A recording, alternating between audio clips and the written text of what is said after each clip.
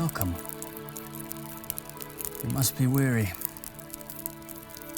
Have a seat. Tonight's story is The Shambler in the Attic by Lowe.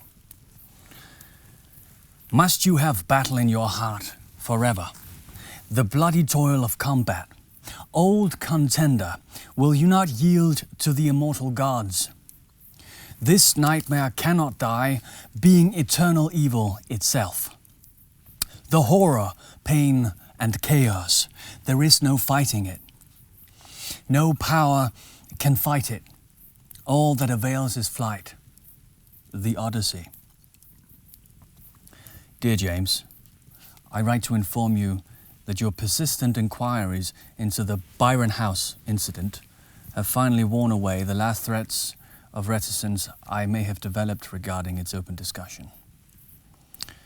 I have warned you more than enough in my various replies over the past few years, but if you still desire to know the truth of what happened to that accursed house on that accursed night, read on. I urge you not to do so, however. Some things are best left buried in the past, or in this case, buried beneath the charred rubble and the crumbled stone of that hideous edifice. I do not write this letter easily. Even now, the events surrounding that night create a panic that causes a cold dread to creep across my skin. To even briefly recall what I saw on that night and of the measures I took to end it causes my mind to unravel in terror at what vague horrors may still lurk beneath the bricks and mortar of that terrible place. Although my account is undoubtedly localized in its scope, it hints at a much larger gathering of nightmarish forces at work in the hidden, shadowed corners of the earth and beyond. The lurking unknown that lairs in the twisting vistas of the deepest cosmic spheres and the lightless chasms of the unnameable blackness of the outside.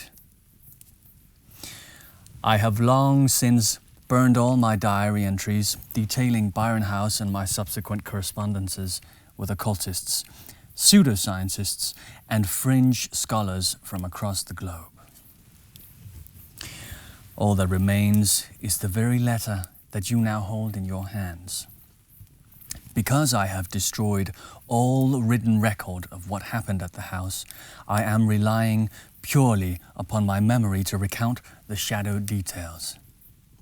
The horrid truth is that I have forgotten much of it, and what remains feels like little more than the fevered hallucinations of an oversensitive and morbid imagination. It may be for the best that I struggle to remember the exact facts of the matter, a blessing for the both of us, in fact. I will now detail for you that terrible chain of events that led me to soak the attic room of Byron House in gasoline and burn the building down to cinders, free of all of its occupants, save one. You may recall that I have always held an interest in the afflictions of the mind and a morbid fascination with those poor souls with which such illnesses hold enthralled. Well, in my younger years, before I became a doctor and was still very much under the subjugation of academic studies, I took on the role of an orderly at Byron House. For me then, the job was more than a way to pay my university fees, but a way for me to get close to that unseen world of lunacy and madness. Byron House had once been a home for the elderly, but was closed for unknown circumstance, only to be bought and reopened privately by one Dr. Samuel Monroe as a home for the mentally ill. I knew of the house long before I ever worked there. Everyone in Barton did, I think. In my childhood, it served perfectly as the quintessential haunted house for me and my small coterie of friends. Whereas they looked upon the building as a means of acquiring a cheap thrill, calling the staff and resident names before running away, I looked upon it with a chilling but irresistible dread. Even then, the macabre held me in its grip of fascination. It wasn't wraiths bound in chains or moaning spectres that captivated my imagination. No, Byron's phantoms were bound in the crippled grey flesh of those elderly inhabitants. I would watch them shambling around its gardens, waiting, perhaps even hoping for death to swoop down and take them. I sat for hours, motionless behind a hedge, and watched their frail bodies wander around the wide lawns, seemingly unaware of the morbidity of their surroundings. I made a vow to myself one day that I would never allow old age to take me. I was determined I would die relatively young and energetic. Better to go suddenly in the throes of youth than slowly rot away within the walls of a tomb like Byron House. Time has passed, however, and I have failed to keep my vow. Many times I have considered taking my own life, but something has always pulled me back from the precipice of saturnine thoughts. I started my job as a fresh-faced, naive youth, eager to learn all I could from some honest, hands-on experience. There were 12 inmates at the house, each laboring under a complex cocktail of mental disturbances and psychoses. The inmates were overseen and cared for by 8 staff members of various rank. At the very top was Dr. Monroe, while at the bottom there were orderlies like me. The conditions of the inmates ranged drastically, from hysteria, monomania, and psychopathy to feeble-mindedness and retardation. My fellow workers were likewise a mixed bag. One that really stood out was Williams, an ape of a man whose large frame was well suited to restraining rampaging inmates as well as beating them on occasion if the rumors about him were true. Another standout was Jane, a well-mannered but somewhat jaded divorcee approaching 50. Jane was part of the government's new nurse training program, and she was always on hand to offer advice regarding administrating medication. But there was no warmth in her towards the inmates, and I often wondered why she chose this kind of career for herself. And then there was Dr. Monroe, a distant and stern figure. I got the impression that he in some way resented his position at the house, and he was rarely seen outside of his office. In addition to those 3, there were several new starters, some students like me, and some more local strong-arms who were only good for lifting and carrying uncooperative inmates. I regret that I cannot remember any more names or faces, despite the impact it has had upon my life. My time at Byron House was mercifully brief. Now, I said there were 12 inmates, and at first, this is what I thought when I started my job. I quickly learned through staff gossip and whispered hearsay, however, that a 13th inmate was being treated at the house. A rare and special inmate whose condition was so extreme that it demanded constant specialized care from Dr. Monroe personally. I eventually learned that this inmate's name was Jonathan Spencer. He was ominously nicknamed 13 by the staff, and he resided at the very top of the house in the attic space, which had been specially renovated to accommodate him. We must have refreshments.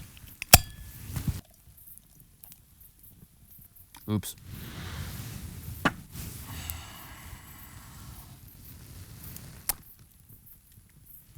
Yes.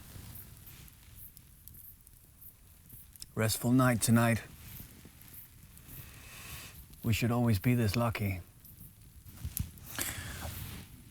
Unlike the other inmates who were permitted to occasionally visit their families, 13 never left the house. He never even left his attic room, and all the staff except for Dr. Monroe were forbidden from going to the top floor of the house. Jane once told me a story about a young girl who had come to work at the house several years ago as a porter. She had been working the graveyard shift, and Monroe was away on a rare occasion hosting a lecture at Manchester University, leaving her on her own. She had heard 13 banging around upstairs, and despite being told never to visit the top floor, she decided to go up on the attic to make sure everything was okay. Upon investigating, she had run screaming from the house into the night, never to return.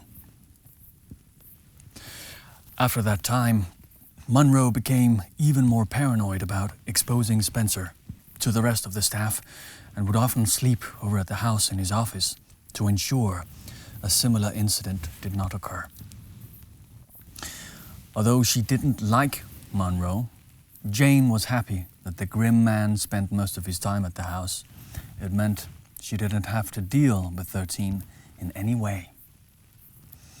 As far as she knew, Spencer had always lived in the attic, even before she came to work there, which had been a great deal longer than she cared to admit. Williams didn't have much to say on the matter. He seemed to think that 13's condition was more physical than mental, that it was his body that was deformed rather than his mind. Even though the man was large and not afraid of any of the other inmates, he would grow nervous when working the top floors of the house. Monroe was quick to inflict Williams upon unruly inmates, but as much of a lackey as he was, even he was not permitted near the attic. Between myself and the other orderlies, 13 was a source of constant gossip. None of us had ever seen or even heard of him. And apart from that one singular horrifying moment in that time that I endured, none of us would ever see him either. My own curiosity regarding the attic and its occupant grew by the day, but Monroe was protective, frantically so when it came to Spencer's care.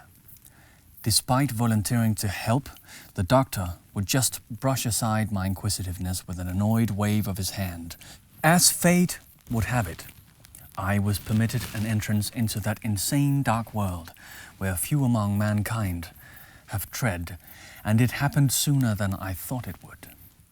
It was December, and I had been working at the home for a little under 2 months when Jane came into the staff room one morning with a cup of coffee, a pack of cigarettes, and a look of pure vexation on her ashen face.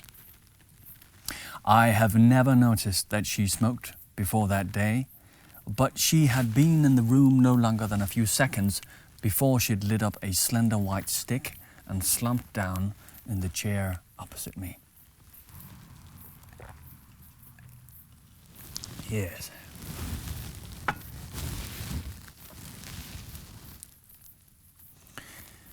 She didn't talk to me straight away or even look at me. She just sat down, almost as if in shock, and drank from her coffee cup and took the occasional long, languid pull from her cigarette. I tried several times to ignore her and go back to reading an article that had caught my interest, but my gaze was always drawn back to her wide, unblinking eyes. "Okay," I said, folding the paper and slapping it down on the chair next to me. "What is it? What's wrong?" I developed a casual friendship with Jane, despite her being my senior, and we often talked in a direct, no-nonsense manner. She finished her cigarette and immediately lit another before answering my questions. "I was on shift last night," she said quietly. "I was working the graveyard. I'm having to cover for staff absence." "Oh, whose?" I sat up, interested. "Monroe. He's got a virus and can't risk passing it on to any of the inmates, especially." She paused for a few seconds. 13? I prodded. She didn't say anything. She just nodded slowly. I didn't question anymore, as I could tell that whatever ordeal she had gone through the previous night, she wasn't keen on elaborating further. I sat for a few minutes and pondered. This was my chance, I thought. I'd been curious about 13 for a while, and I'd hoped to get involved in his care. With Monroe away and off sick, a window of opportunity had opened up before me. "So," I said, startling Jane out of her thoughts, "I take it you're having to work tonight too?" She grimly nodded with a sense of total defeat. "Well, I could always work instead. I don't mind. I've even asked Monroe for a couple of times, and if I could assist with 13... You see, I'm writing a paper for college at the moment," and she cut me off and stood up out of her chair. "Really? You wouldn't mind? Are you sure?" "Of course," I replied. "Although Monroe's probably asked you to cover, as you're the most senior member of staff. I'm not sure he'd be pleased if he found out we'd swapped shifts." She thought for a moment before replying. "Well, I won't tell him if you don't. I can pay you directly from my pay packet. No need to change the rota." I nodded in agreement. "It's settled then. You'll finish here early and I'll stay on and work the night shift. I may need to quickly go home and grab some things, but I won't take long. I live quite close." The relief that washed across her face was at once pleasant to see, yet also concerning, for I knew that should I go through with my offer, a good night's sleep would not be on the cards. She perked up considerably and continued to work for the rest of the day, planning to leave a little before 7 p.m. She was good enough to provide me with a list of the day, working my usual rounds. I don't think the impact of what I'd offered to do had truly sunk in, and I remember feeling more excited than anything else. As the daylight hours gave way to the dark of the December evening, the rest of the staff left one by one, not too long after Jane had departed, and it was only then the situation dawned on me. Williams shot me a cruel look on his way out that made me uneasy and left me to ponder if he knew more about what was in store for me than he had let on during his various digs and jibes made at me during the day shift. I had never worked the graveyard shift before. Others had, of course, and they said that despite his unsociable nature, the presence of Dr. Monroe was always a reassuring one.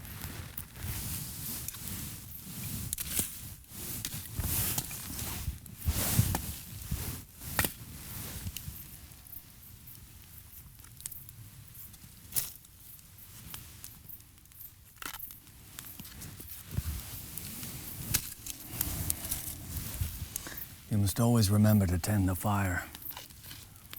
If you don't, bad things can happen.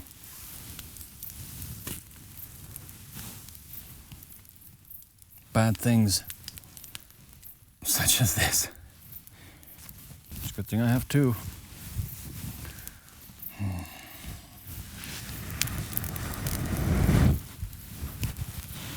I give you fire. At least having a normal person in the house with you was comforting, with the added bonus that as a trained doctor he could handle any situation that might arise from the myriad possibilities available.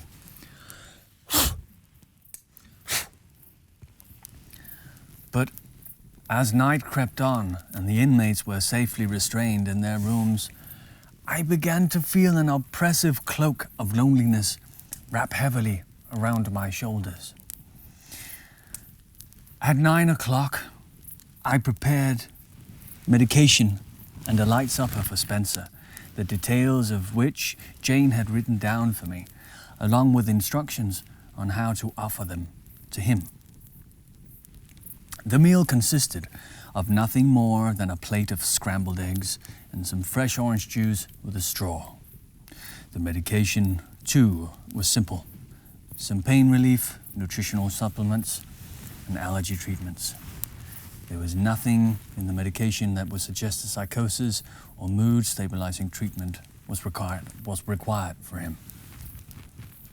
Whatever 13's disorder was, I thought, it was clear that it wasn't a mental ailment, but something physical that could not be cured, only treated. I wondered how much time the unlucky resident must have left, if indeed he was suffering from a physical disease, as I descended the stairs with my tray in hand. I paused momentarily at the landing on the 3rd floor and listened for any sound coming from the other inmates. After a few seconds, satisfied that there was no disturbance, I continued.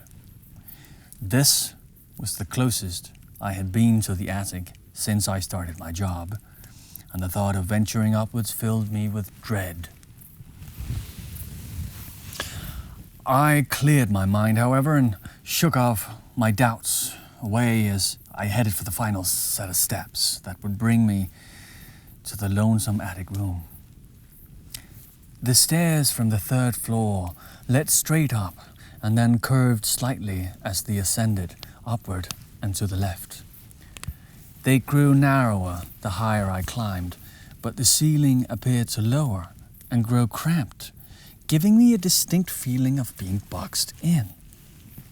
I stopped as the bend curved around more tightly and finally revealed the entrance to 13's room. I was maybe 10 steps away from the looming wooden door. It had been painted white some time ago, but large chalky flakes had fallen away, revealing the original oaken surface beneath. Just as Jane has described, a small flap had been crudely cut out of the bottom and nailed back on it, and it was just wide enough to slide the tray under. The door seemed almost ethereal as it stood alone and silent at the top of the staircase. It was something that I had only heard of in hushed whispers, but it now stood before me in all its horrid reality.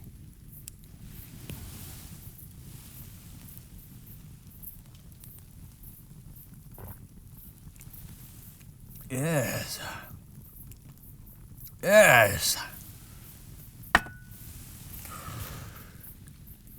I had moved no more than a single step towards the door when I heard an excited movement coming from the other side. I say movement, but to be precise, the exact sequence of noises that followed gave the impression of awful, liquescent gesticulations. First, there came a soft thud, as if something had dropped from small height. The noise was softly muted, as if whatever had landed had been cushioned by thick folds. I thought at the time that this was probably attributed to something like Spencer rolling out of his bed whilst wrapped in thick blankets, but there was a certain hinted wetness about the sound that baffled me. Secondly, and more repulsively, a low dragging sound followed by a labored breathing could be heard. It grew louder the longer I stood, but appeared to take a long time to get to the door. It was as if whatever mass inhabiting the room was closing in on my location with a deliberate, ghoulish lethargy. Horror took hold of my heart, but the rational in me demanded I maintain clear thinking. In a burst of what I can only describe as mad curiosity, I ascended the stairs and set down the tray at the bottom of the door. I then pushed my body flat against the stairs so that my head was level with the half-inch gap between the floor and the bottom of the door. What greeted me on the other side will haunt me until the end of my days, for looking back at me was a set of bulbous, bloodshot eyes. I don't remember running down the stairs, but I do remember going into the ground floor bathroom and vomiting. A silly reaction, you might think, but there was something about those eyes that disturbed me to my very core. It may have been the odd spacing between them, or the way that they had seemed to roll around sluggishly and loose in their sockets. For some reason, I couldn't banish the thought of a toad or frog from my mind, as if my brain was struggling to conjure up the most obvious terrestrial comparison to the alien eyes that had glared back at me. I spent the rest of my shift in the staff room drinking coffee and waiting for the December sun to rise. And when it finally did, I packed up my things and waited for Jane and the other morning staff to relieve me of my duty. I said nothing to Jane as she approached me and asked how the night had gone. I think I managed a weak smile and a dismissive, "Yeah, it was fine," before hurriedly leaving the premises and making my way home. As fortune would have it, my week-on shift came to an end the very next day, and I spent some free time in total seclusion at my flat. I slept a lot, but I did not feel refreshed. I could not get those eyes out of my mind, and they continued to haunt me for days afterwards with relentless, vivid dreams.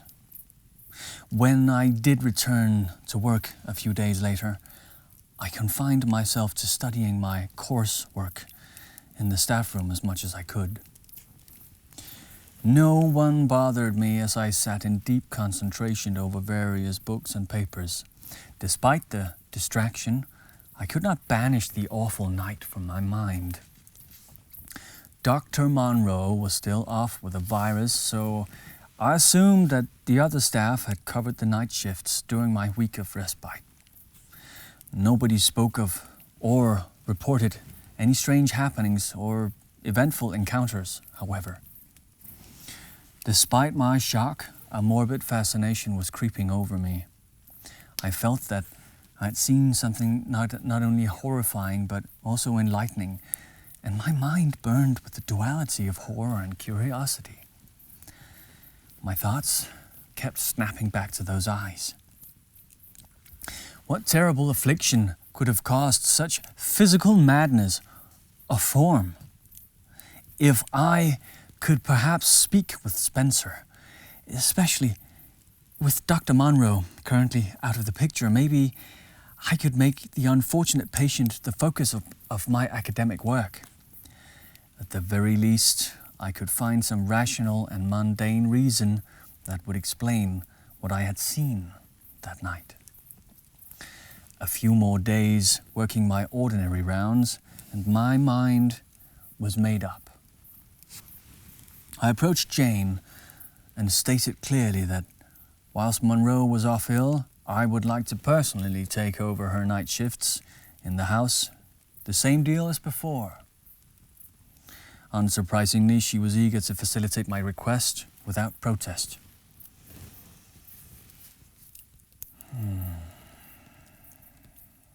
I hope you're comfortable. You're safe here. Rest and listen.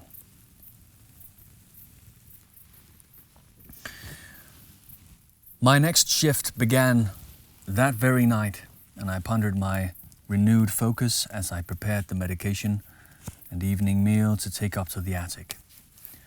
Again, it was a simple setup: some mashed potato and a milky cup of tea with a straw. I looked distastefully at the pan of steaming mash and wondered if 13 ever grew tired of the sloppy menu Dr. Monroe had set down for him. All the meals were clearly designed for someone with only the most rudimentary of eating ability. It was more like the kind of food you'd feed to a baby than a man. It was all soft puddings, mashed vegetables, and liquid nourishments. With a newly fortified resolve, I made my way back to the attic with my tray, this time without pausing. As I ascended that last set of stairs, something did indeed greet me at the door. It was not an object of terror or disgust but rather an item that made me immediately question its validity as something that belonged to this exact time and place. It was a small piece of plain paper, a little crumpled and folded crudely several times, and it was sticking out from the gap at the bottom of the door. No sounds came from within the room beyond, and I assumed 13 must be sleeping. I quietly slid my tray carefully through the flap, and as to avoid disturbing the occupant behind the door, and collected the note and the breakfast tray left behind by the morning staff before creeping quietly back down to the staff room.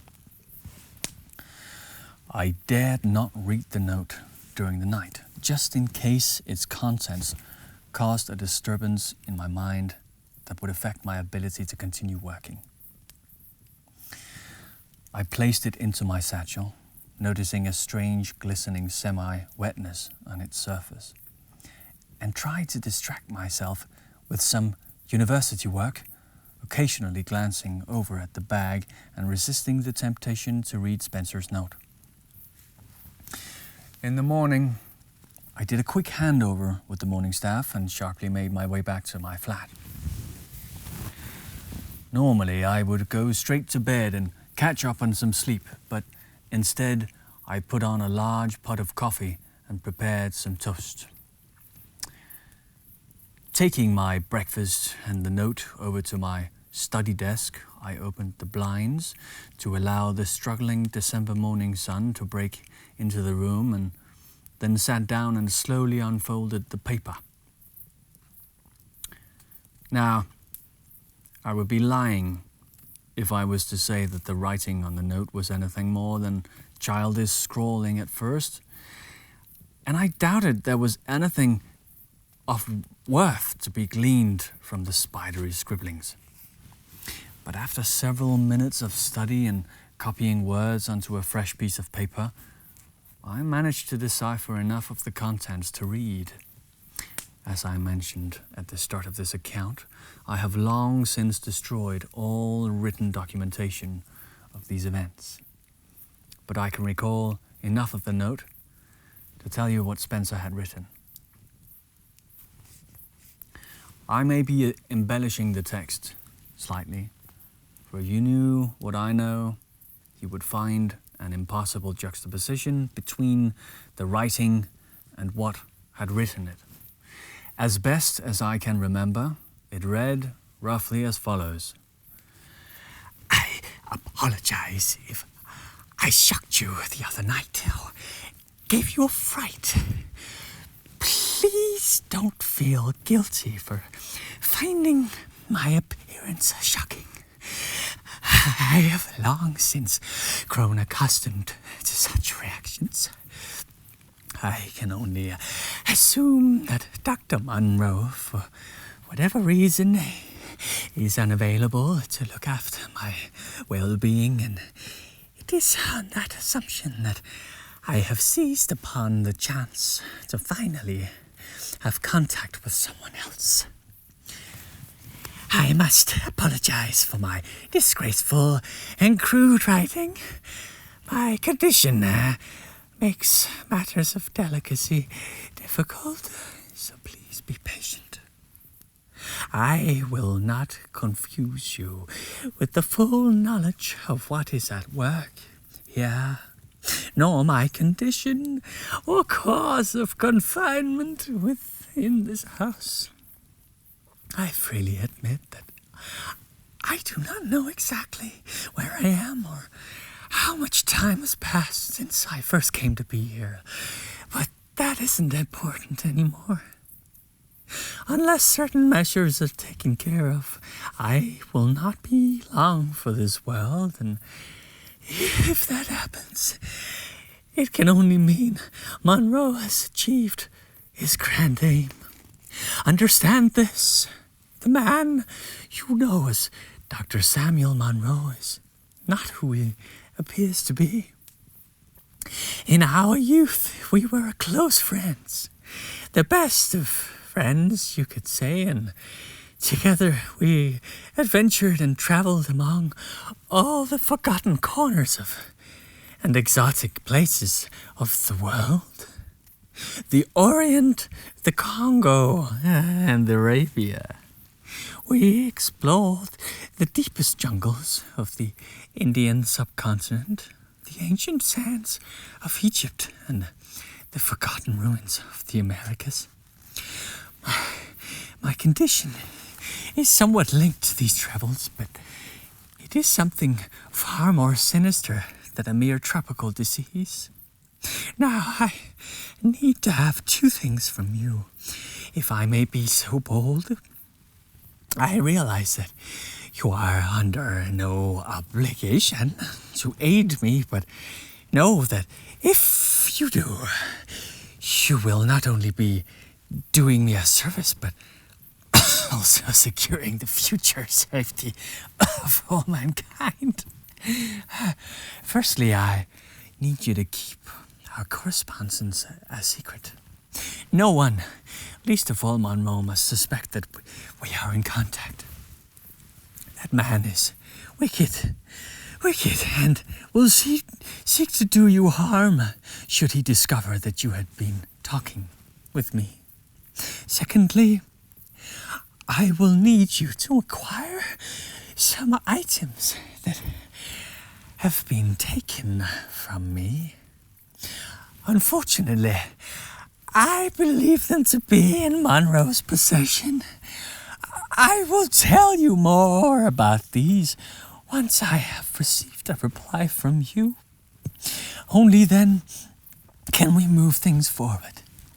I am thankful to whatever powers allowed our paths to cross, and look forward to hearing from you.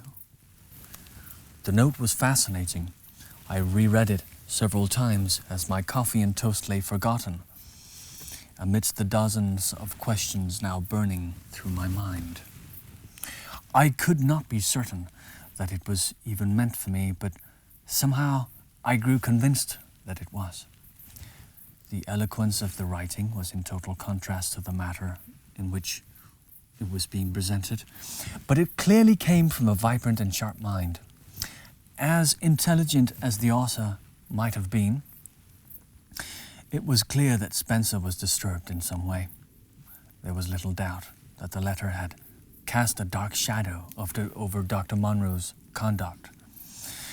Just what sort of wickedness was Spencer implicating the doctor in? True, the man was unfriendly, cold even, and more than a little abrupt, but would he really seek to cause me harm, and should he find out I was in contact with Spencer? I simply could not give the idea any credence. My apologies. I was quite certain, at this point at least, that the whole affair regarding Spencer's dislike of Monroe was a delusional fantasy, conjured up by Spencer in the isolation of his attic confinement. After all, was it not only natural for someone with a mental disturbance to project a mental persona upon those whom he saw as his jailer?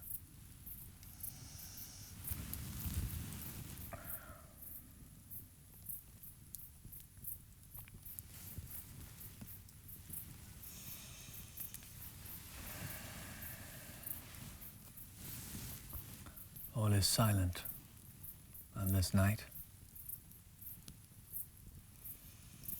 No distant battles.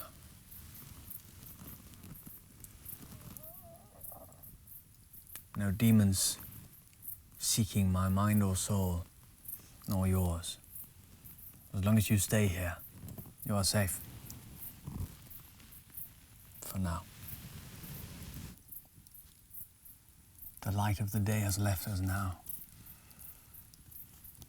We are now in the twilight realm. We must be careful what we say or think, as to not anger the spirits. Speaking of spirits,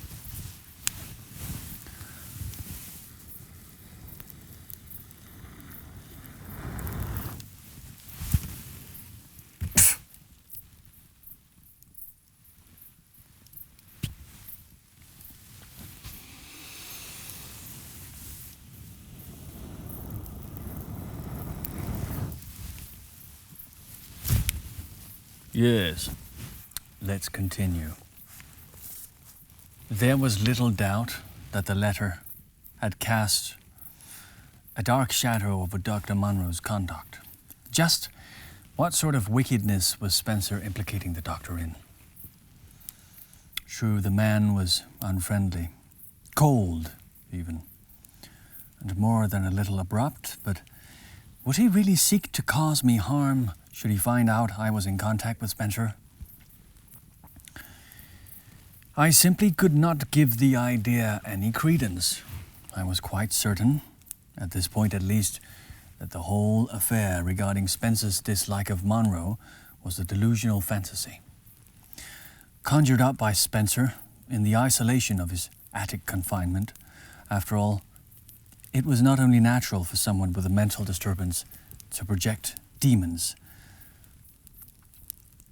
After all, was it not only natural for someone with a mental disturbance to project a demonic persona upon those he saw as his jailer? Fantasy or not, I decided to follow the advice given to me and not alert Dr. Munro to my contact with Spencer, if only out of a desire to keep my job as opposed to any kind of fear of physical harm.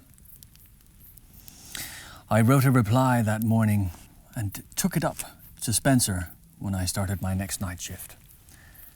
Suffice to say, I had agreed to hear him out, but only on the sole condition that he told me all he knew about his illness, so that I could use that knowledge to benefit medical science. Of course, what I was truly hoping for was a unique case to focus my academic studies and career around, and I'm sure on some levels Spencer suspected that. Before sliding my reply under the door, I first attempted to make verbal contact. I pressed my head close against the door and simply said, "It's me. I got your note." No reply came. I continued with, "How did you know I would get it? And, can you hear me?" My last question was cut off by a loathing, bubbling, gurgling sound, a liquid response that brought bile up to my throat. I fled once more, almost as keenly as on that first night I saw those terrible eyes, and confined myself once again to the staff room, where a cold sweat prevented me from gaining any meaningful rest. Early the next morning, I rushed upstairs before the morning staff came in, and to my relief, there was another note waiting for me. This second letter was shorter than the first, and as I was more accustomed to his writing, I was able to quickly read over it before the day staff arrived. Although shorter, this note was more revealing, and it opened up the doorway to the chaotic madness which eventually followed.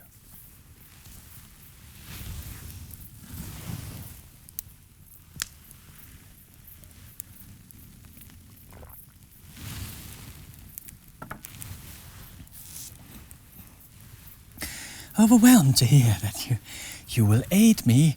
I am a little unsure if you are ready for all I have to say, but you must be, for my sake, but also for yours. Before that, though, I must address a few things. Last night I was unable to respond to your questions. I did try, but as you no doubt heard, my vocal skills have atrophied to the point of uselessness. I appreciate your keen interest in my condition. I am flattered that you would consider trying to offer treatment or a cure, but I am afraid I am far beyond that. Perhaps a bathe in the waters of Lake Haley in Carcosa, or the medicine of the star scientist of distant Yuggoth might avail me, but mere terrestrial treatment is useless. My affliction is just that, a punishment handed down by callous forces that occasionally take an interest in our race. Never to our benefit and always to our misery. No, I'm beyond help, but I thank you for the gesture. The items I mentioned in my last letter are as follows. My diary that I keep up until my imprisonment and a manuscript. The latter is of the most importance. Its title is De Vermis Mysteries. Both should be in Monroe's home. You must find a way to get both back to me here as quickly as you can. The next few days dragged on. I knew that Spencer wanted me. I knew what Spencer wanted me to do, but I was undecided if I was capable of committing a crime to get him what he wanted. Clearly, he was delusional. There could be no doubt of that, but I was still so keen to learn more about him. Despite his words, I was sure his condition could benefit from study, and it was only the continued imprisonment by Dr. Monroe that stopped the medical community from offering him any kind of aid. I wasn't fully ready to burgle a man's home on the request of a madman, and besides, Dr. Monroe was still off work with a virus, making a midnight trip to his home a risky endeavor. I had no reason to call on him in a social capacity, and I doubted he would even recognize me as a social work colleague. Such were the man's ways. I maintained a relaxed correspondence with Spencer, avoiding a direct answer to his request and instead probing further into his and Dr. Monroe's past. Eventually, he grew impatient, and our brief notes started to turn into bitter, circular arguments. Spencer's illness appeared to worsen, and he was growing nervous. I was unwilling to rush headlong into a decision regarding recovering his notes and manuscript, and this provoked him in a string of notes filled with venomous scoldings. I admit that during this time I considered dropping the matter entirely and returning to my previous routine of university work, and considered quitting Byron House altogether. Before deciding one way or the other, however, I took it upon myself to do some research without telling Spencer. I didn't have a lot to go on, but I made a trip into the nearby town of Eastwich and consulted the modest library there. I searched for anything that mentioned a Lake Halei, Carcosa, Ugoth, De Vermis Mysteries, and all the other nonsense words that had appeared in Spencer's notes. Of Lake Halei and Ugoth, there was nothing. No text on geography, history, science, astronomy, or any other subject known to man contained a reference to either of these words. De Vermis Mysteries was a more successful area of study, and I learned a great deal about this forbidden and cursed tome. It was written in the year 1542 by one Ludwig Prynne, shortly before his death at the hands of the Inquisition. Various translations and copies had been made throughout history, many with strange titles such as the Grimoire or the Saracenic Rituals. Its original Latin title, however, was ominous, translating into something akin to the mysteries of the worm. The book seemed to be one of several interconnected volumes, each more hideous in subject matter and scope. Other works were mentioned in the text, books such as Cultus des Ghouls, Things of the Water, and that final and most dreadful work of black magic, the Necronomicon. Each book spoke of strange places and strange times, whole cycles of myth where the earth had been ruled over by the old ones and elder things, of the malevolent fungi from Yugoth, of the faceless night gaunts, and of the black goat with 1,000 young, of great Cthulhu, who lay dead but dreaming in lightless brine-soaked R'lyeh. I freely admit that most of the works were mercifully beyond my understanding, but still there was an awful sincerity to their descriptions. I pushed such thoughts from my mind. After all, I was at that time a man of science, not sorcery. Still, they lingered in my imagination and have continued to do so every day since.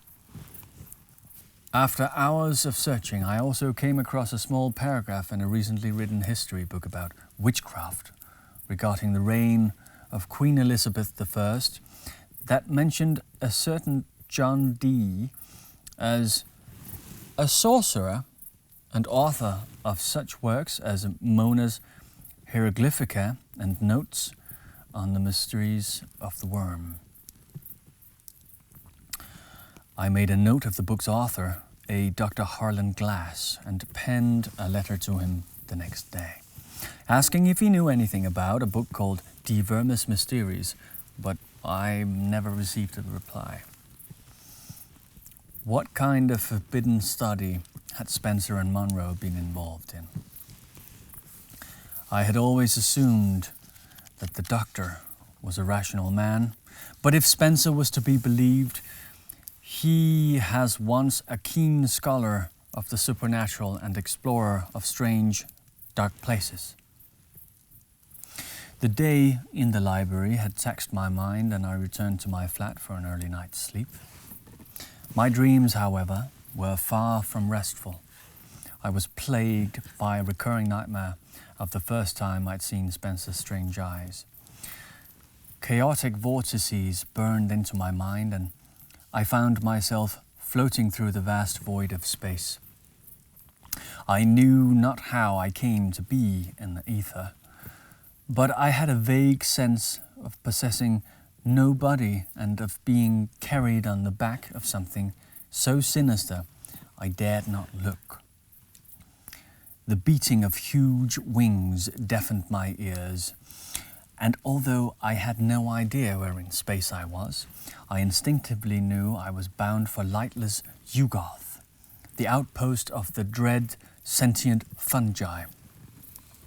Then my nightmare scene shifted, and I found myself standing at the edge of what I knew must be Lake Halai in Carcosa. Dark purple waters lapping languidly around my ankles, thick like syrup, but with the stench of 1,000 rotting corpses. Something huge and horrifying rotated slowly in the center of the lake. A colossal tower of plastic flesh that, to my horror, possessed the mockery of a face upon its surface, and eyes too, the swollen, bulging eyes of Spencer. I awoke suddenly, screaming and short of breath. My sheets were damp with cooling sweat and my head throbbing in pain. I took a week off work to recover, but the nightmares continued to assault me on a nightly basis. Eventually, December came to a close and Christmas came and went with little fuss. I've never been one to overly celebrate the so-called festive period and spent most of my time in my flat or in the local pub. When I did finally return to Byron House, I discovered that Dr. Monroe had also returned to work and was looking a lot healthier, having finally beaten the virus, and he was back to his usual aloof self. I was somewhat relieved, as his presence made contact with Spencer impossible, and beyond my control. Something even he would be forced to accept, as it seemed he was afraid of Monroe discovering our contact, as I was. I wasted little time, but by now I had become obsessed with gaining more knowledge about the Vermis Mysteries and its contents. I didn't for 1 second believe that anything I had seen in my dreams or read in various books of necromancy and witchcraft to be true, but rather I saw it as a means of further understanding more about Spencer. My desire to write a paper on him had been renewed by my sudden plunge into his supernatural interests, and I felt confident I could write a groundbreaking work on supernatural monomania and hand it in confidently to my tutor. Once I was done, I could simply sell the book and make a bit of cash in the process. By all accounts, it would be worth a fortune to the right buyer. I knew my time at Byron House was coming to an end. First semester exams were looming, and I would need to quit my job in order to focus on my studies. In a few weeks, I would be away from Monroe and Spencer and back into the sanity of regular student life. Greedy for knowledge, I therefore decided that breaking the law was worth the risk and set about planning my theft. I started to follow Monroe home on my days off. Despite recovering from his illness, he seldom stayed the night over at Byron House. No doubt he was still recovering on some level and wished to sleep in his own bed. This would make things difficult, of course, but I was confident his stubbornness would cause him to quickly lapse back into his old habits. I would wait for him just out of sight and then carefully shadow the man until I became familiar with his routine. Fortunately, he did as I suspected he would and started spending more time at Byron House. Eventually, I chose a night to break into his home. It was a freezing January night when I made my way over to Monroe's large, detached house on Town Court Lane. The night was clear and painfully chilling, and the moon and stars were shining down brightly from the void above, momentarily bringing back memories of my recent nightmares. I won't make too much of an ordeal about my burglary, and I'm certainly not proud of it.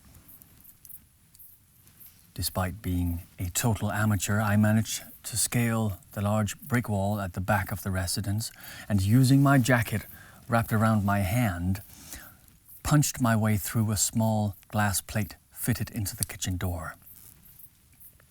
Wasting no time, I pulled out my pocket torch and systematically searched the downstairs rooms.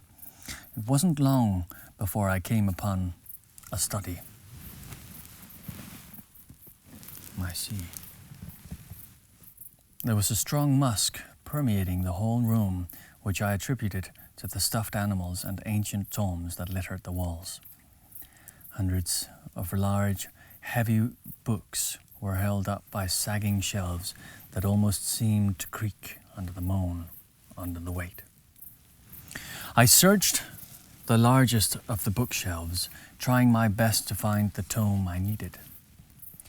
The books were in no order and heaped upon each other in a haphazard fashion.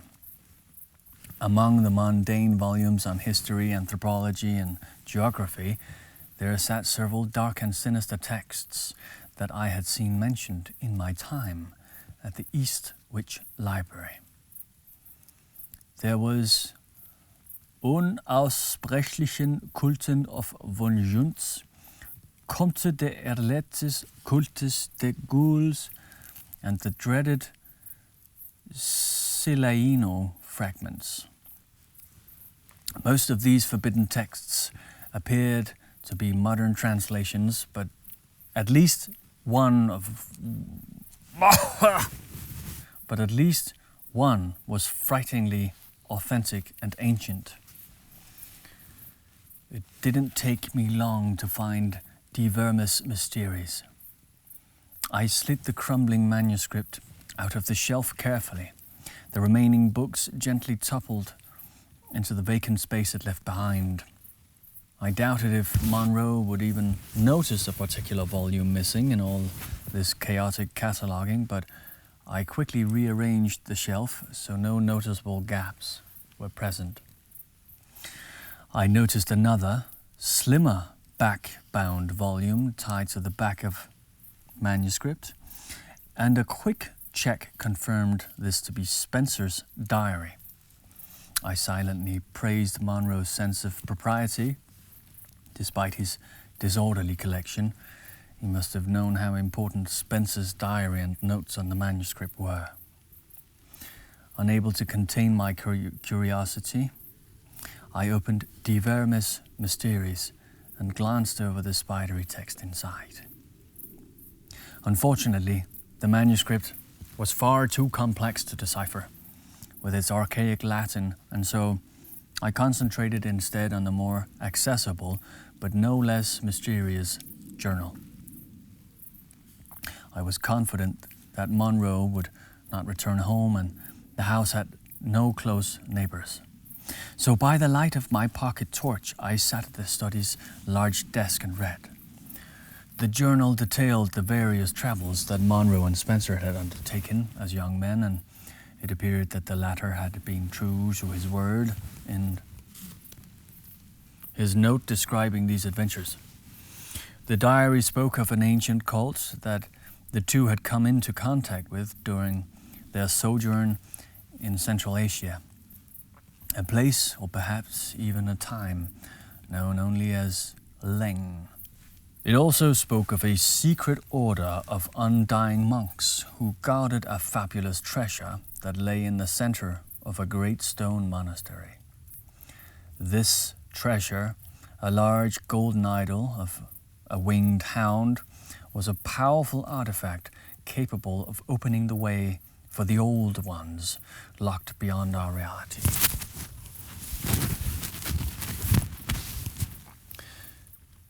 They guarded this treasure from all would-be thieves, such as the fearsome Chocho, a race of semi-human cannibals, as well as the dreaded spiders of Leng, sentient arachnids with their own designs for mankind. The old ones appeared to be Monroe's main motivation concerning the cult. In particular, he appeared to be opposed to them in some way. Spencer seemed much more interested in the cult's mysterious powers. As I read on, I learned more about their dealings with monks and the secrets of immortality that they could induct outsiders into.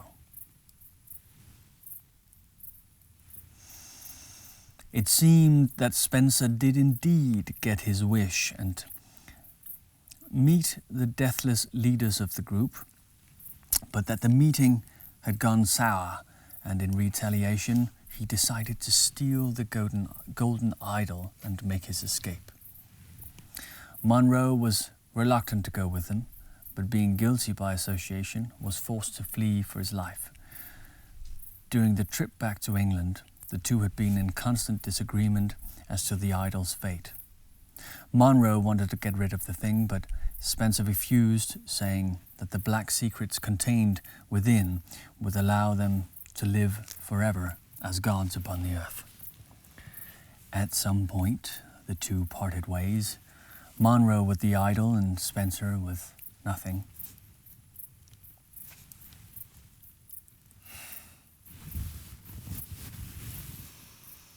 Now, this fire does keep evil spirits away, but it must be maintained. Yes.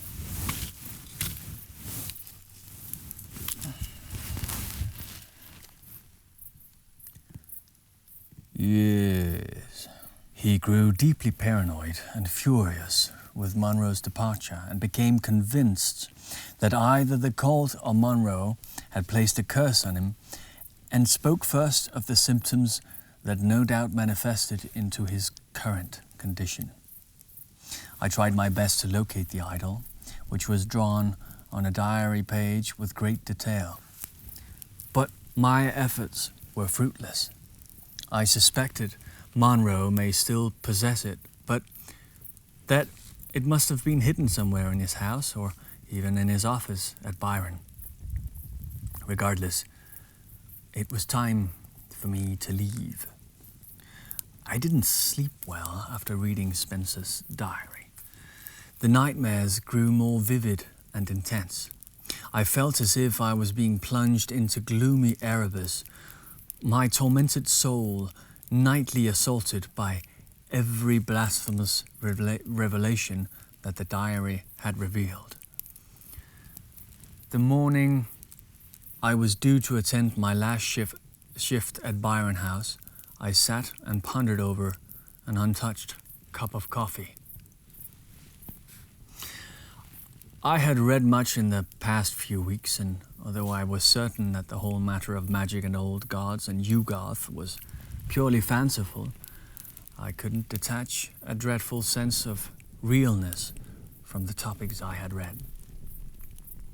If everything written down in that diary was true, then it would appear that Monroe had put a stop to Spencer's plans of immortality and locked him up in the attic to cease whatever menace he may have been to mankind.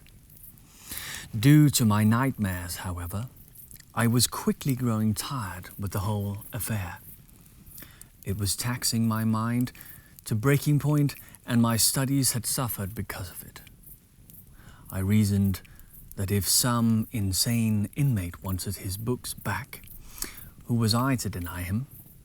Better to be rid of the things and banish all thoughts of elder gods and old ones from my mind and get back into my studies. Forget about the whole thing and my involvement in it. Secretly, I had thought about putting the books back in Monroe's house, but it had been clear that he knew about the burglary due to the smashed window I left behind. He seemed to be spending more time at home now, and I heard a rumor that he had acquired a rather large German shepherd to guard his home. Having possession of the books would clearly mark my guilt. On the off chance he suspected me, the local police would not have to search my tiny flat long to find them. I could have discarded them, but that felt irresponsible given their contents. Plus, my fingerprints would be all over them. Selling them was an option, and my original plan, but I pondered upon what kind of person would be interested in obtaining the book and to what purpose. Plus, they could still be traced back to me. You may think I was being paranoid, but at the time I did not want to risk the chance, no matter how unlikely, that I could be linked to criminal activity. I snuck the manuscript and Spencer's diary into one of my folders and went to work. At the earliest opportunity, when the other staff were busy and there was a lull in activity, I marched up to the attic, and after a moment's hesitation, I placed both the diary and De Vermis Mysteries in front of the door and knocked once before briskly leaving. I worked sporadically at Byron House from then on. I planned to quit, but a few extra shifts came my way and I was in no position to turn down the money. I found a way to juggle the work with my studies, and I took day shifts only. Slowly the nightmares stopped, and I was able to get adequate rest. I looked forward to passing my exams and starting a new semester at university, and it felt as if normality was returning to my life.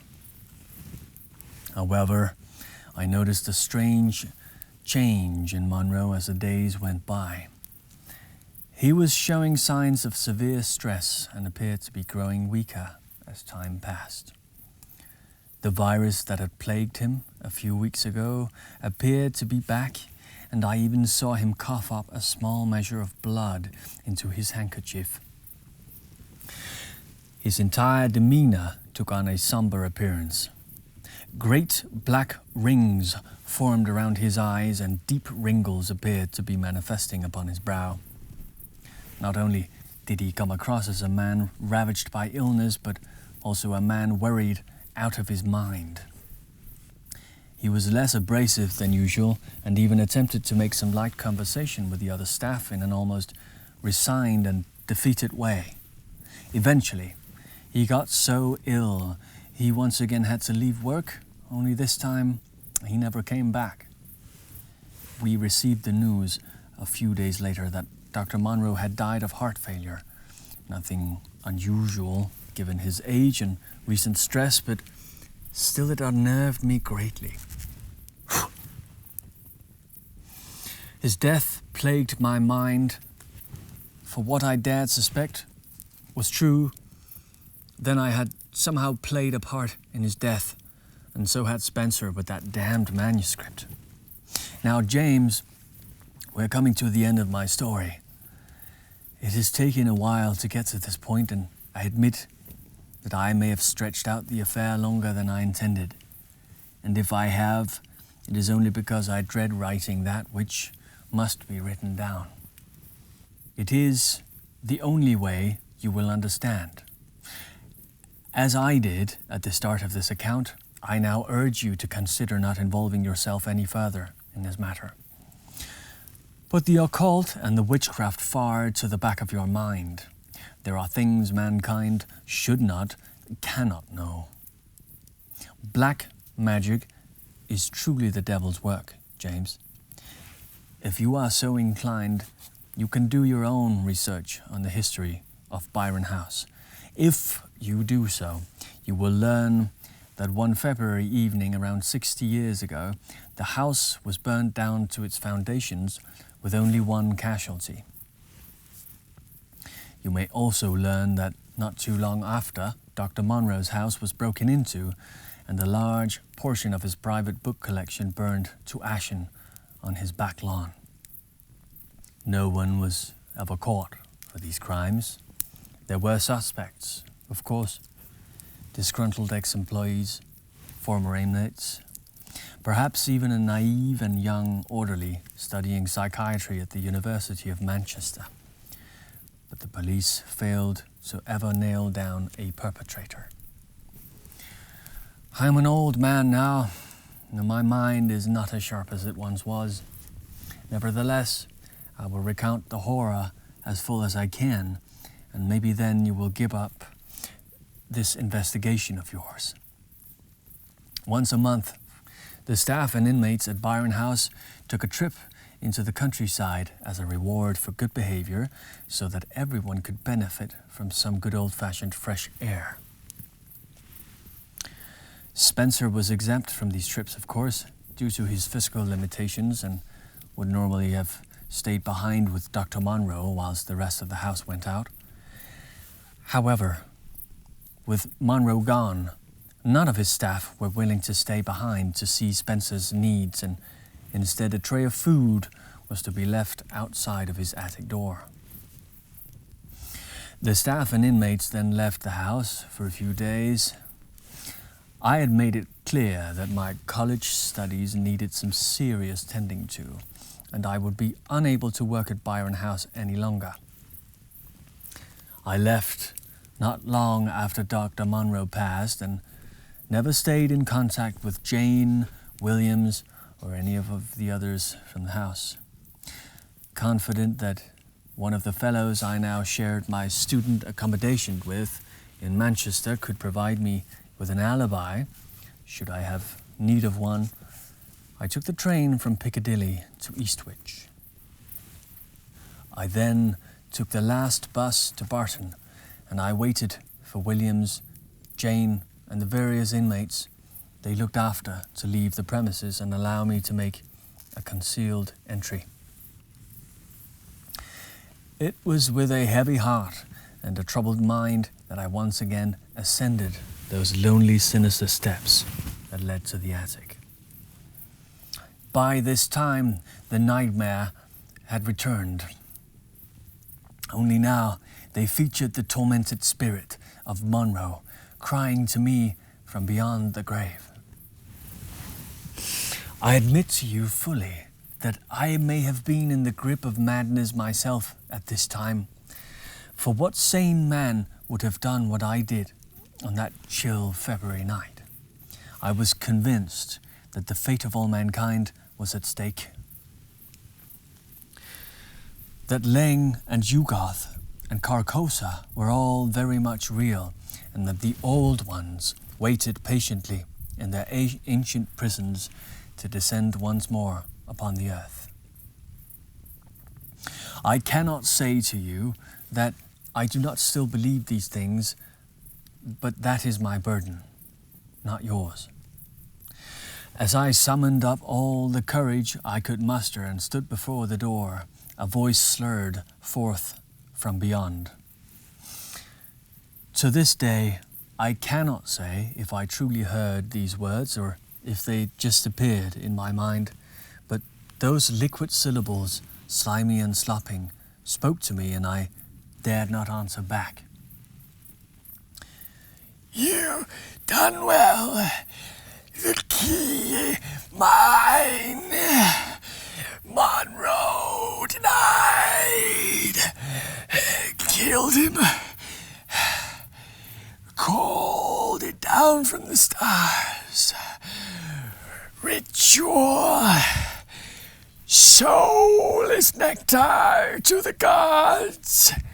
It fed off him. Elder ones feast now. Monroe burns. Body returning. Freedom. Your help. You're next. My head spun with confusion, and my heart pounded with fear. In one mad burst of fury, I kicked down the door and gazed upon that which had once been Jonathan Spencer. What did I see? It's difficult to truly describe with justifiable detail, but what did I see? What I did see caused me to flee the attic in a fit of howling madness and return with petrol and matches. Whatever it was, I was convinced that only the purifying Whatever it was, I was convinced that only the purifying touch of fire could erase its horrid monstrosity from the world. For floundering on the attic floor, there laid a vast mass of gelatinous rotting fungoid flesh, quivering under the weight of its own hideousness.